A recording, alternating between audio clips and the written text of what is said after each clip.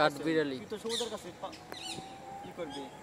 না ঠিক আছে, ওই তো রেশমি আইলে কোনো সমস্যা হইলো কেন? আমি পারাবো না। না, রেশমি আইলে তো রাজশাহী ইউনিভার্সিটির একটা যে এই কইতেছি আমি নয় বিচিত্র প্রাণী।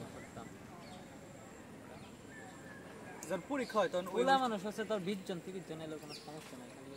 ফুলরে তো হলে না তো এখন এই তো হলে জায়গা কিরকম প্রচুর না? হলে তোর জায়গা আছে না? হলে ধর 15-20 জন করে থাকা যায়। কষ্ট খেলে আমি করছিলাম ওইবারে হেরা, তারপরে আমার তো কষ্ট হয় না। আর অন্য অন্য লোকরা যে কষ্ট তুই করছে, শালা তুই তো রুমই আছিলি, তাও না। বেডে আছিলি তাও। রুম আসছিলাম, ওই যে আরো দুইটা তিনটা করে ছেলে এলো না, ওরা যে বিরক্ত করছে বুঝছস।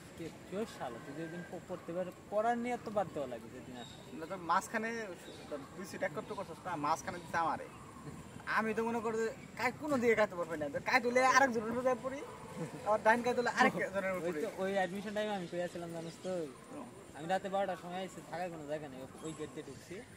গেট দিয়ে ঢুকার পরে এক বন্ধুরে, ওই যে আপনার ময়মনসিংহের, তো ওর সাথে আর থাকার কথা আমার।